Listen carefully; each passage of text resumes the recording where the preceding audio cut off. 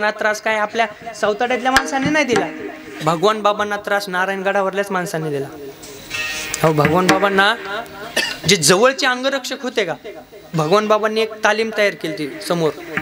तालीम केल्यानंतर माणिक बाबा डाव शिकवायचे आणि माणिक डाव जाऊ शिकवल्याच्या नंतर भगवान बाबा असं मस्तपैकी पैलवान तयार झाले होते. भगवान बाबा रोज व्यायाम करायचे.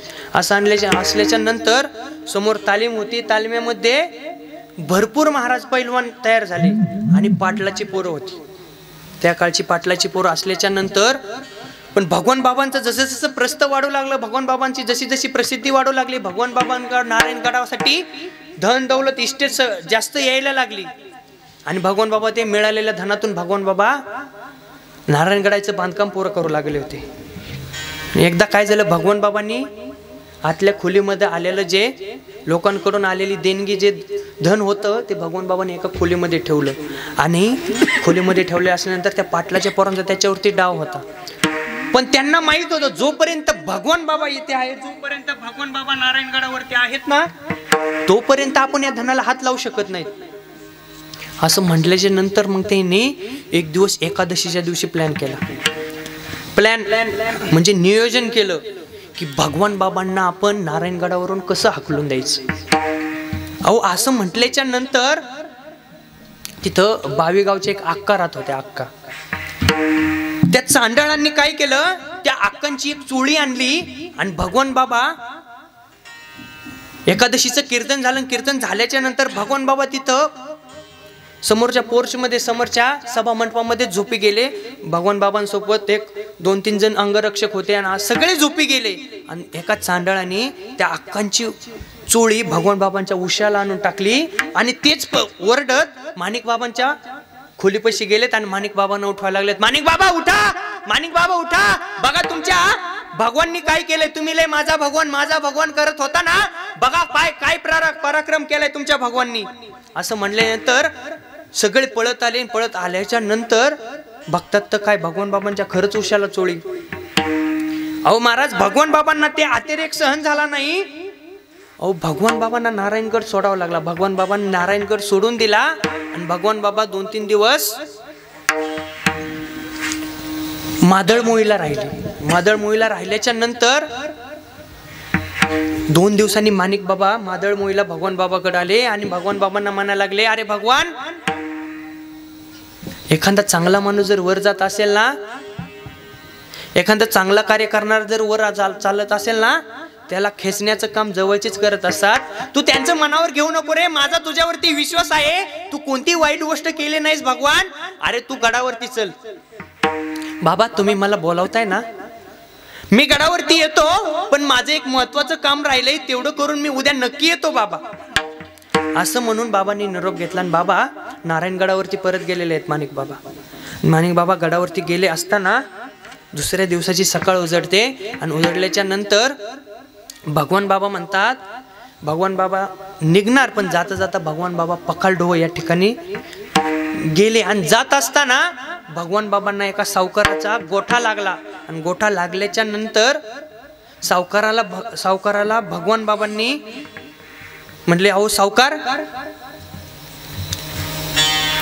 म्हणले भगवान बाबांना, अहो भगवान बाबा, अहो बाबा, तुम्ही आज लई सकाळ सकाळी इकडे निघाले.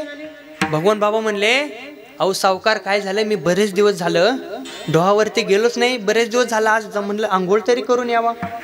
अहो बाबा, मी पण येतो सोबत. नको सावकार, अहो तुम्ही कशाला सोबत येता, तुमच्या मागं गुरढोर आहेत, तुम्ही आणि काय करा, जाता जाता मला तेवढी एक तुम्ही काय करा. अहो मग सावकार म्हणजे भगवान बाबा, नाव बाबा, सुपारी वगैरे काय खायचे का तुम्हाला.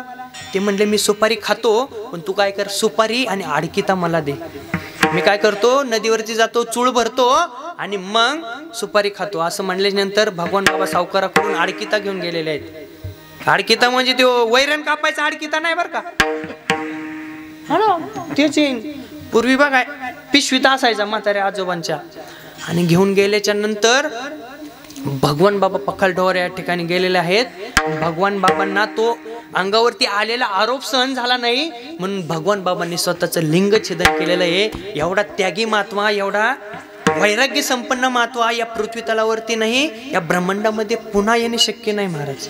आणि ज्या ज्या ठिकाणी जिथं रक्ताचे थेंब पडले, ज्या ज्या ठिकाणी रक्त सांडलंय ना, तिथं आज सुद्धा म्हणतात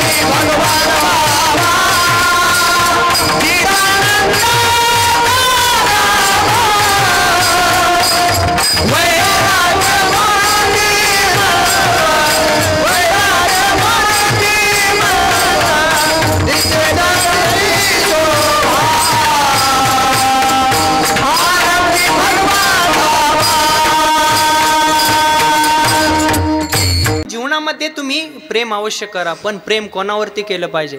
अहो जीवनामध्ये तुम्हाला जर प्रेमच करायचं असेल तर छत्रपती शिवरायांच्या जीवन चरित्रावरती प्रेम करा. तुम्हाला जर प्रेमच करायचं असेल माझ्या भगवान बाबांच्या चरित्रावरती प्रेम करा. तुम्हाला जर प्रेमच करायचं असेल तर माझ्या मुंडे साहेबांवरती प्रेम करा महाराज. मुंडे साहेबांचं कर्म गोड होतं, उगाच त्यांचं नाव पाठीमागं घेतलं जात नाही. उगाच जगभरात त्यांची कीर्ती महाराज, जगभरात, महाराष्ट्रभर नाही जगभर त्यांचं नाव गाजत आहे. माझ्या मुंडे साहेबांचं नाव गाजत जगात, नाव गाजत जगात, नाव गाजत जगात, नाव गाजत जगात, नाव गाजत जगात.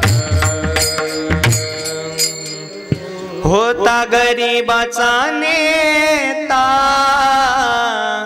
दिन दुबळ्याचा दाता, अशी संघर्षाची कथा, नाव गाजत जगात, नाव गाजत जगात, नाव गाजत जगात, नाव गाजत जगात,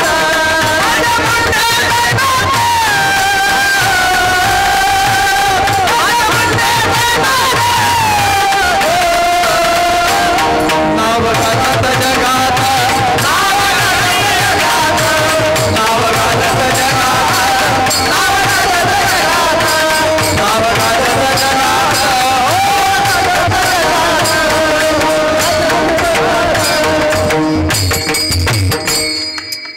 मुंडे साहेबावानी नाही होणार कुणी, मुंडे साहेबावानी नाही होणार कुणी.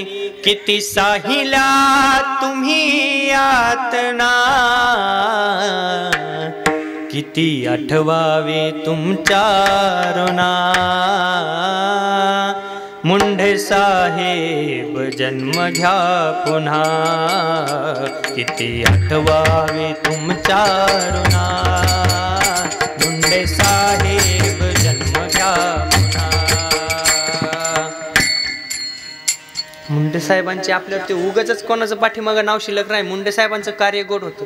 ज्यावेळेस स्वर्गीय गोपीनाथरावजी मुंडे साहेब गृहमंत्री असल्याच्या नंतर, गृहमंत्री ज्यावेळेस झालते का, महाराष्ट्राचे उपमुख्यमंत्री आणि केंद्रामध्ये गृहमंत्री झाले होते, त्यावेळेस मुंबईमधला सर्वात मोठा त्यावेळेस गँगवॉर चालायचा, बॉम्बस्फोट हल्ले व्हायचे, नेते लोकांकडून खंडणी मागितली जायची, हिरो लोकांकडून खंडणी मागितली जायची. आणि असं असल्याच्या नंतर हा प्रकार थांबवायचा कसा? थांबवल्याच्या नंतर तो जो प्रकार मुंबईमधला गँगवर जर कोणी थांबवला असेल ना, स्वर्गीय गोपीनाथरावजी मुंडे साहेब गृहमंत्री असले होते ना, त्यावेळेस हा गँगवर थांबलेला आहे. मुंडे साहेबांनी साखळीच तयार केली होती. काय रे बाळांनो, काय होते?